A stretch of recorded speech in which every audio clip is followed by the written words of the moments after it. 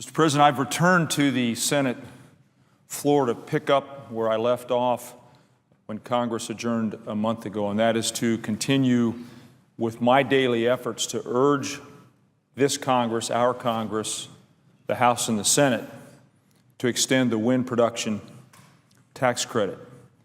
I rise before the Senate to discuss an industry that's created tens of thousands of good-paying jobs for American workers and has contributed billions of dollars, literally billions of dollars, to our economy. Mr. President, I think you know this, and all of our colleagues should know this, that this is an industry that will be in grave trouble if we in the Congress don't act soon. By that I actually mean immediately, to extend the wind production tax credit. We return this week to Congress in the wake of really sobering news about recent layoffs of American workers in our wind industry, largely due to our inaction, congressional inaction, on the wind production tax credit. I want to be very clear, Mr. President. The wind industry has already begun firing American workers because we have failed to extend the wind production tax credit. It's that simple. You ask why? Well, the PTC has been a driver of the wind industry's enormous expansion in the U.S., as well as the growing investment in American workers that we've seen in the last several years. This critical tax credit expires at the end of the year, and if we don't vote to extend it, manufacturing facilities may shut down, thousands more Americans will lose their jobs, and the negative economic ripple effect, this isn't a positive ripple effect, Mr. President, this is a negative ripple effect, it'll be felt in communities all across our nation. Now let me be clear in a further way. It's already happening. This isn't conjecture. In my home state of Colorado, workers who had good paying jobs in the wind industry just a month ago when I stood here no longer do. That's right, over 100 Coloradans were let go of their jobs in the Colorado wind industry just in the last month, and there are more job losses projected to follow.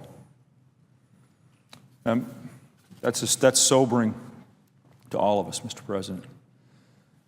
On a more upbeat note, I come to the floor to talk about the production tax credit, and each time I've come to the floor, I focus on a particular state because there's good news all across our country when it comes to wind energy. And today I want to focus on Vermont, where the wind industry has grown faster than in many larger states. And as a matter of fact, Vermont has the second highest rate of new wind installations in any state in 2011, growing over 650%. That's right, 650% growth in Vermont.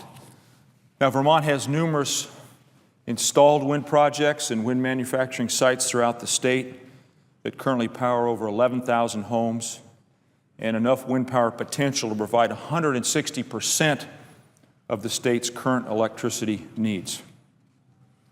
One of and that is America's leading wind energy production companies is NRG Systems, which is based in Chittenden County, which is up in the northwestern corner of Vermont. And for 30 years, NRG Systems has been a fixture in Vermont's energy and technology industry. And it serves the wind industry in particular by providing developers, utilities, and turbine manufacturers with the tools they need to measure the wind.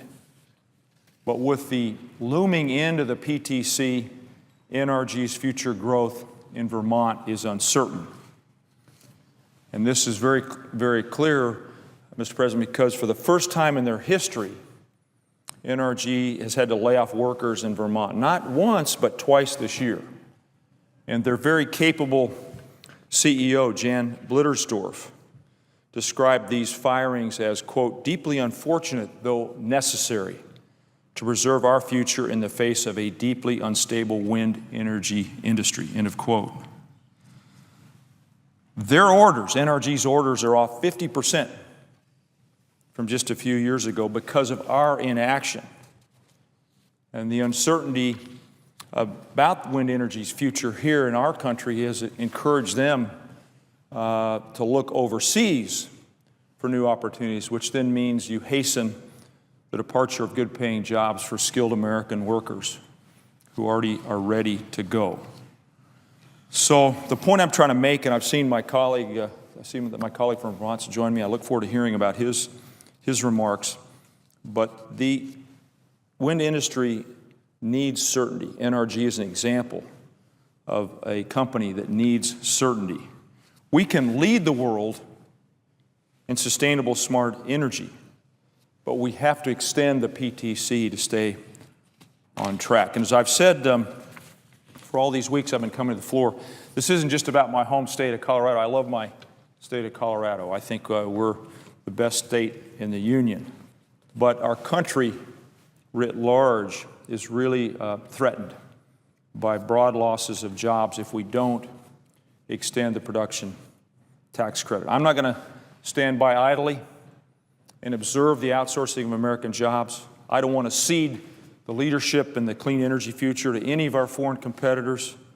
And that's why I keep coming back here day after day to urge my colleagues to work with me to pass the production tax credit. Pretty simple. The production tax credit equals jobs.